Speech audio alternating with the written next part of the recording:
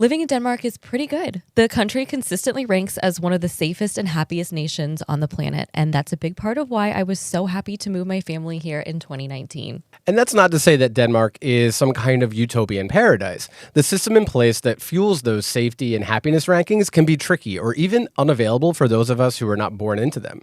I love my life in Denmark, but when I moved here for my partner's job in 2017, many aspects of life felt like it was sink or swim.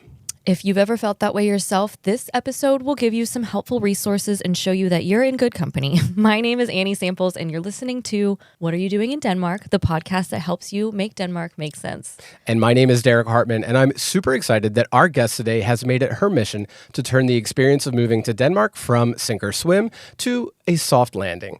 You're about to hear from Lyndsay Jensen, the founder and editor of The International. It's a monthly independent publication that presents compelling stories and useful content that's aimed to assist internationals in their adjustment to life in Denmark.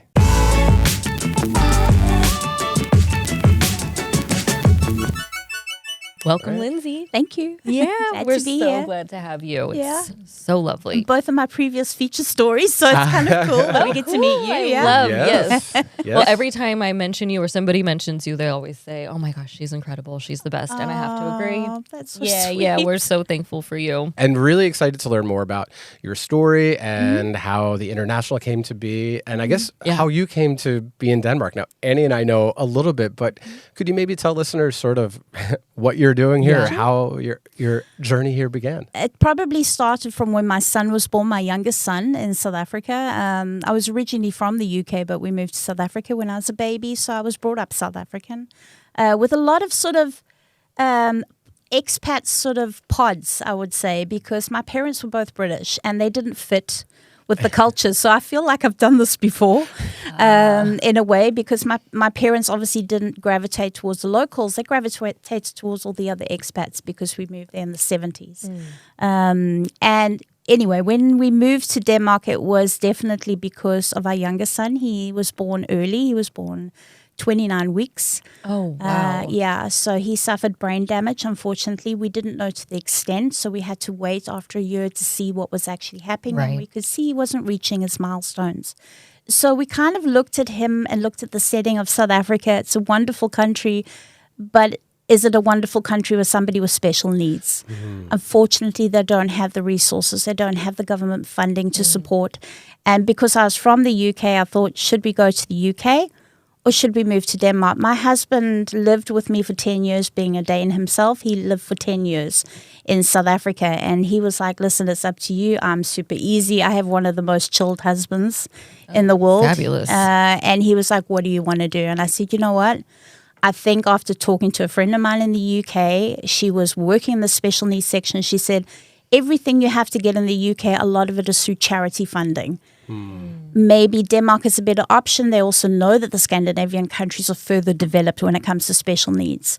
So due to my son's disability and his future, and also my older son, South Africa is really great. He was at private school, but we also knew how would his education be viewed in Europe.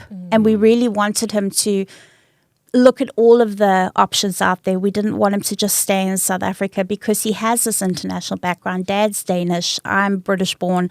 He's living in South Africa. We really wanted to have a worldview. So we decided to move. And no, we did not have a soft landing. It was very tough. I'm so sorry. 2008 was not an easy time. I think even before that, it wasn't easy. I stupidly, as well as my husband, thought, I've got all this experience because I had a career as an art director. So I was working for a large publication over there, and I've done graphic design, I've done writing. So I had so much experience in marketing.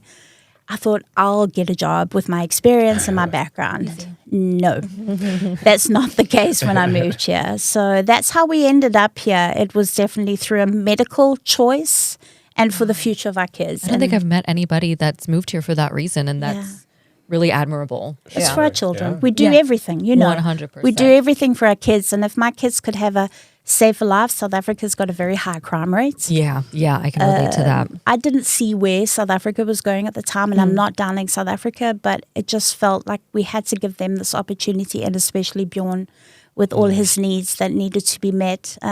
He has cerebral palsy. Yeah. He's full-time in a wheelchair. He doesn't eat normally. He has a tube in his stomach.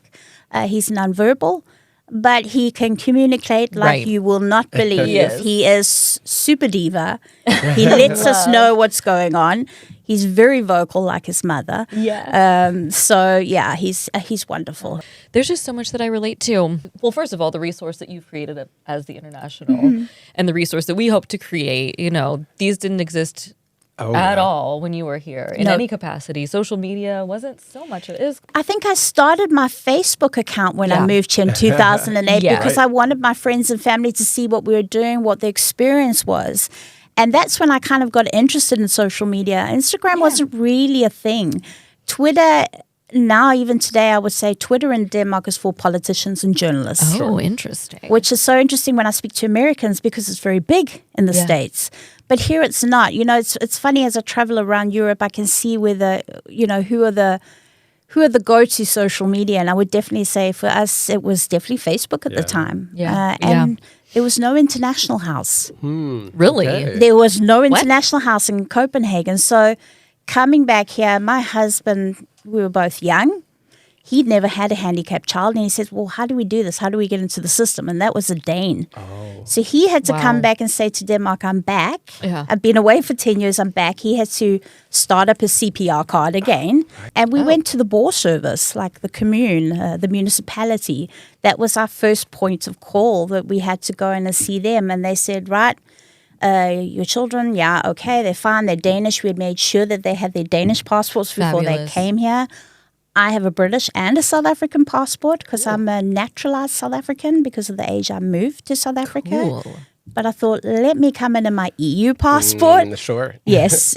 And then I came in British passport. And of course, as we all know, Brexit's happened now. So it kind of puts me back into the non-EU box. Really? Yes. You weren't like grandfathered in that way or? No.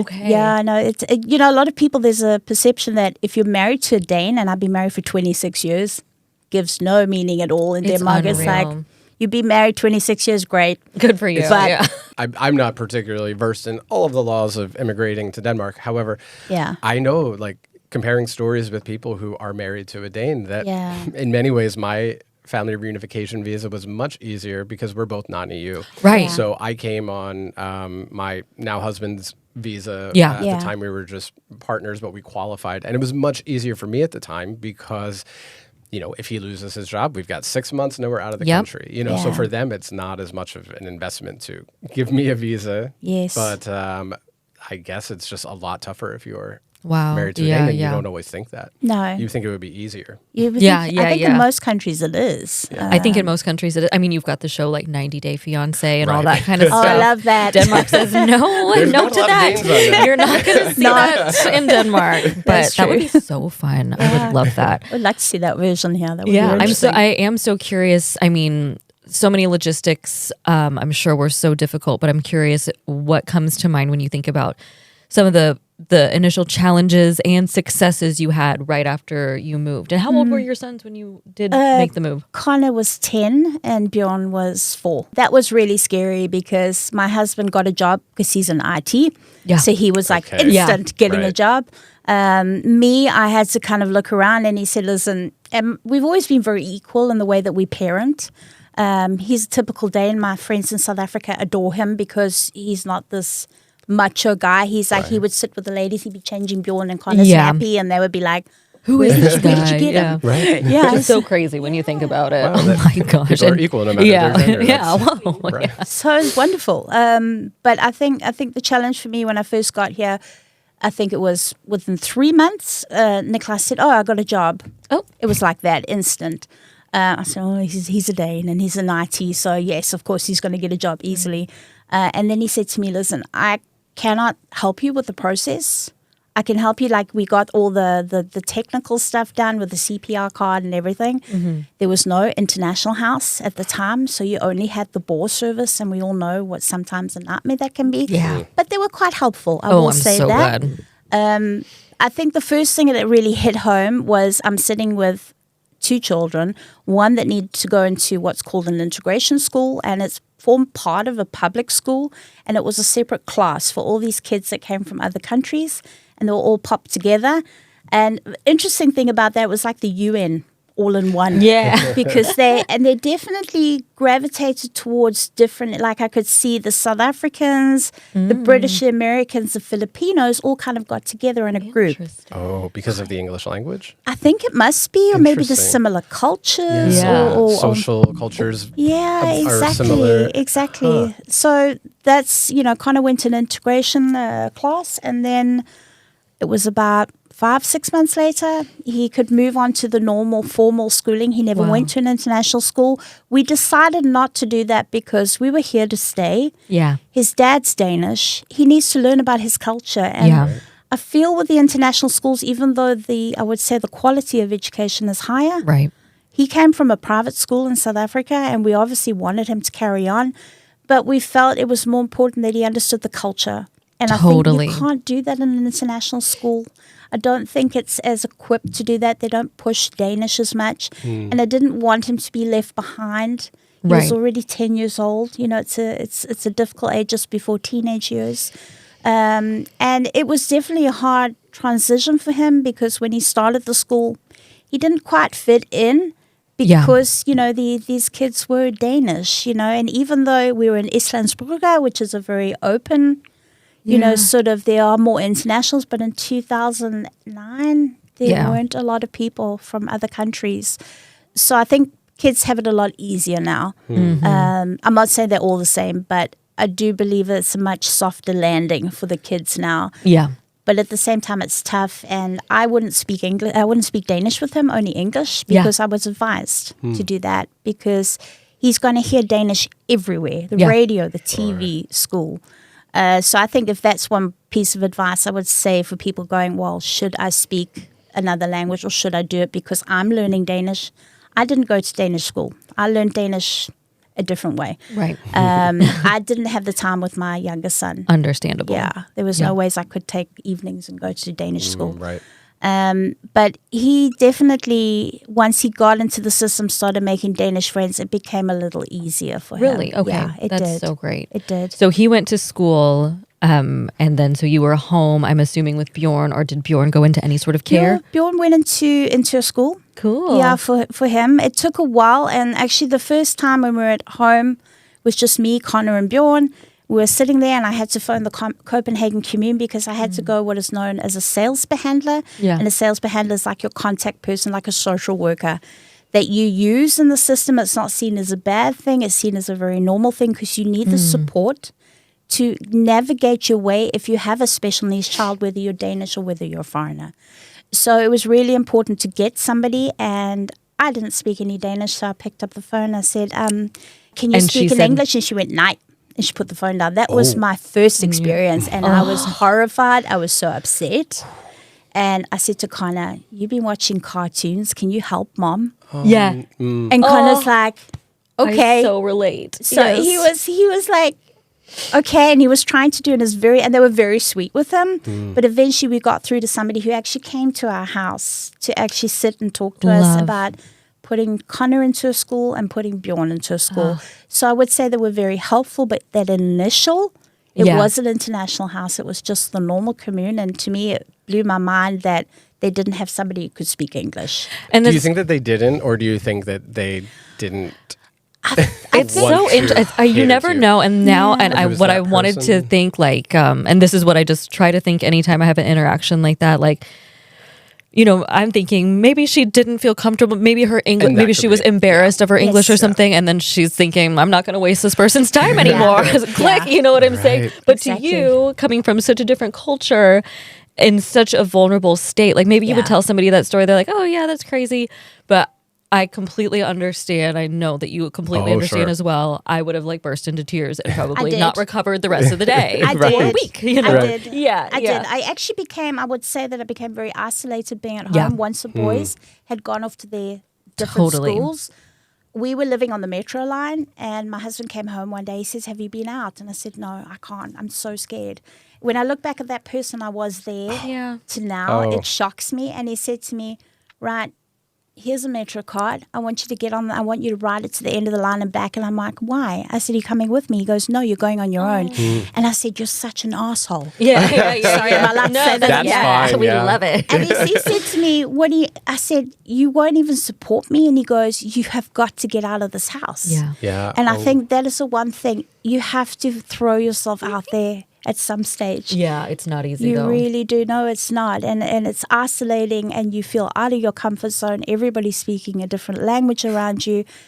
It's a lot. And I always say, people say, how long does it take? And I said, you know what? It's individual, but I say between 2 to 4 years. 100%. yeah. Totally. Before you decide this is it. I so wanted to go back home so many times, but then I looked at my boys Yeah. and I thought this is for them. It's wild. It's Yeah. It's the only thing that keeps you going. Yeah. I think so. Yeah. And that I always give Derek so many kudos because just coming here, making friends, not so in some ways, like having your kids can almost be like a security blanket and a reason to stay in a lot of Yeah. ways. Sure. Yeah. And so I mean, I guess you had your partner. I guess you had Yeah. Mike, and maybe that was your reason for staying. But I just have so much respect for somebody that just like sticks it out just themselves because I would have left. I would have left. I would have left. So Yeah. I respect it. Yeah. Are those tough times part of what inspired you to Yeah. begin your work with the Yes. International? I Yes. could see that really being a It was, I was seeing so many friends leaving, coming here, Yeah. not integrating. And I'm not just talking Copenhagen. In particular, I'm talking the smaller villages that are out there where Oh, people sure. are in deepest, darkest Jutland, for instance. Sorry, no offense No to shade. Jutland, but it's a really, really great peninsula. But there are so many small towns where people go there and they're kind of stuck.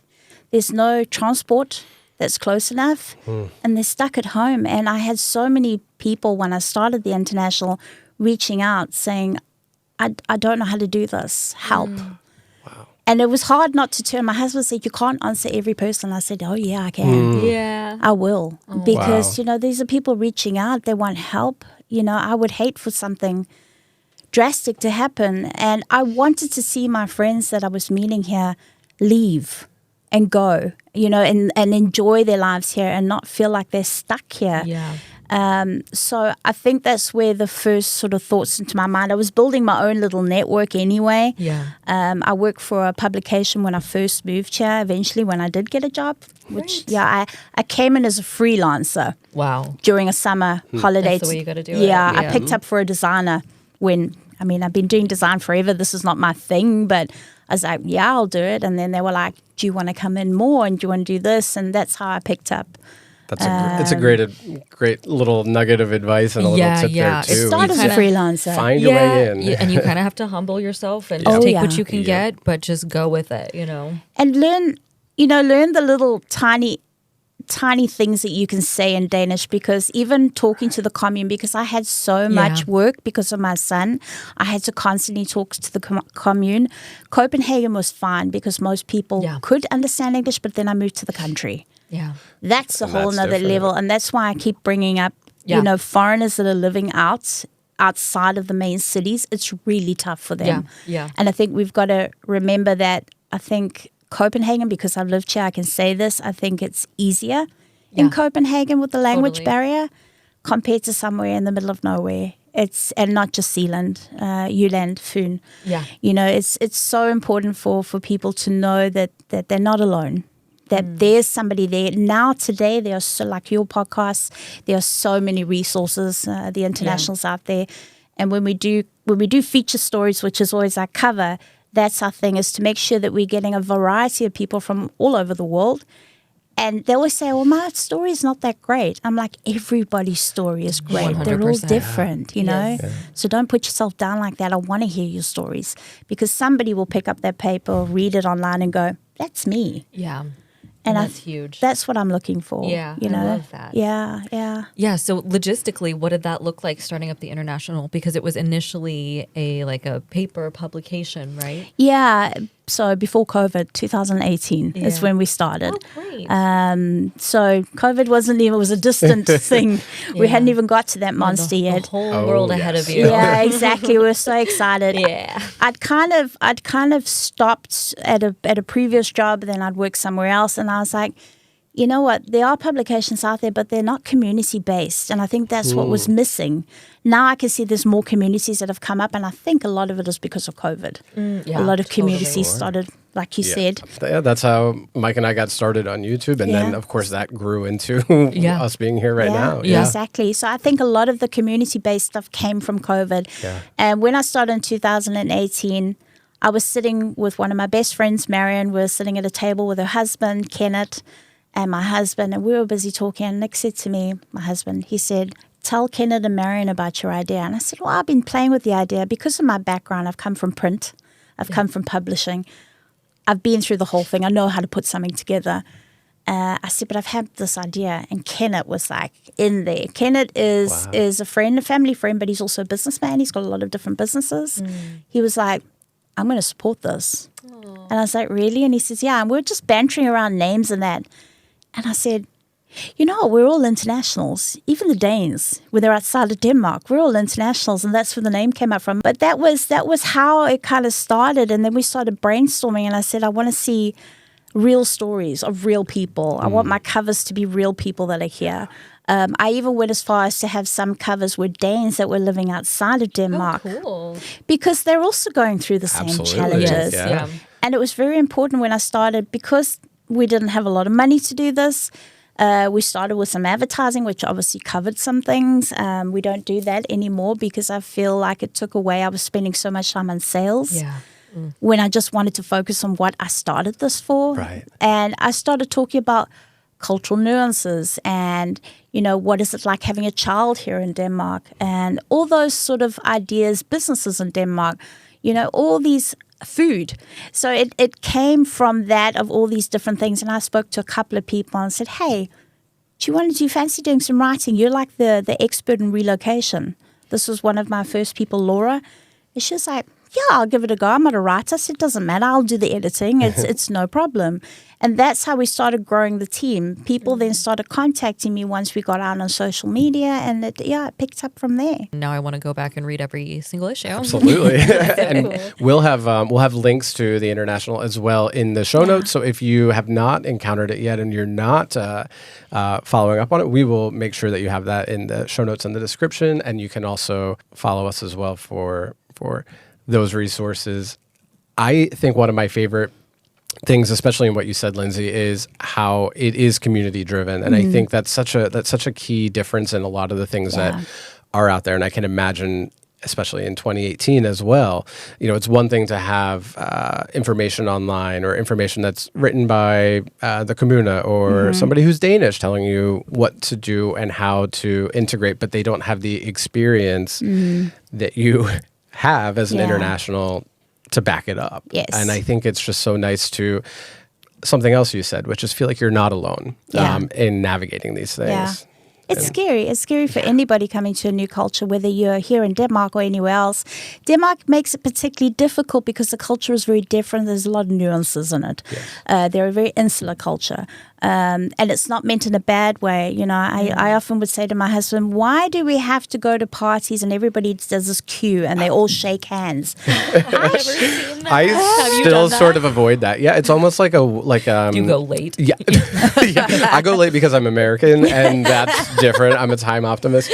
But no, it is very much like a receiving line. Like it's almost so like royal. This is a little dark, but it's almost like, you know, at a funeral when you have to go and like say hi to the family. You go around the room and it's well, everyone. I didn't realize. Wow, I asked my husband about this, and he says, "Well, it comes from old Viking times," which I didn't realize. Oh, that's so cute. The handshaking thing is to show you're not holding a weapon. Okay. And also, when you say "velbekomme," when you tell people to enjoy their meals, they're telling you it's okay, they won't attack you. So it comes from old Viking times, and I didn't know this. I was horrified. And I said to my husband, are you taking the piss? And he's like, no, I'm being serious. That's actually kind of cool. And I thought, okay, I'd take a hand. You know, now I'm like, okay, it's never too late to remind people that you're not going to attack them. Don't stab them. Don't take it for granted. Yeah, I'm from Philadelphia. I mean, Exactly. you might get attacked. You might have a weapon. It's not true. a bad thing It's to true. do. Yeah. We should. That's hilarious. But Oh my that's God. what he kind of, and then I kind of started looking at all these cultural nuances and thinking, that's why they did. Like they've got this thing about, I will never forget, we had a friend of ours, Jason, and Jason, if you're listening, please excuse me telling the story, but it's Yay. hysterical. We were having a party at my place and I had all these foreigners with us. We had some Danes as well there in the mix. And everybody had a bit too much to drink. Wow. Everybody went home. Jason was the last to go home, and we lived near Bella Center. Yeah. So he was in the parking lot with a bicycle, and he was just going in circles. And my husband went, "What is Jason doing?" And I said, "I have no idea." He was so drunk he couldn't figure out how to get out. Now, first of all, I'm thinking, oh my goodness, is he going to be okay? And Nick goes, "Yeah, it's fine. You know, typical Dane. He'll be fine. He'll make it home." Yeah. So I get a call at 8 o'clock in the morning from his wife. "I haven't seen Jason. Is he still at your place?" Jason woke up at the side of a bus stop. Oh. He'd actually fallen with his bicycle. Oh. Was lying with his bicycle on top of him. He woke up to a whole bunch of people looking at him like this. Nobody had phoned the police. Nobody had phoned the ambulance. Nobody bothered him, I'm Nobody sure. bothered him. But I said this to Nick. I said, "Why would somebody not help him?" And he went, "Because we don't interfere." Yeah. And I'm like, "This is an emergency." He says, "Yeah, but he was still breathing." I thought you were going to say he was still in that parking lot. I was no, like, he got I was like, He wow, worked it that's out. We some watched him go out. stamina. Yeah. So he was breathing. He wasn't bleeding from No, anything. no, So no. they're like, he's good. I thought you were going to He's say, and he good. won the Tour de France. Yeah. 2 years in a row. Yeah. Yeah. Wow. Good job, Jason. Those Danes. That's so But good. that horrified me at first. And Yeah. I said, "But that's so uncaring." And the guy goes, "No, we're taught, you know what, if you ask for help," and I've learned this with the commune, if I want to Yeah. get something for Bjorn, for instance, let's say we need to get him a loft lift, like a ceiling lift to help lift him because he can't obviously lift himself, I would have to apply for that. Yeah. I would have to apply for that through the commune. But if I don't ask, they're not going to tell you. That is so indicative of so much about Danish culture, and it's just like you're saying, such an insular culture.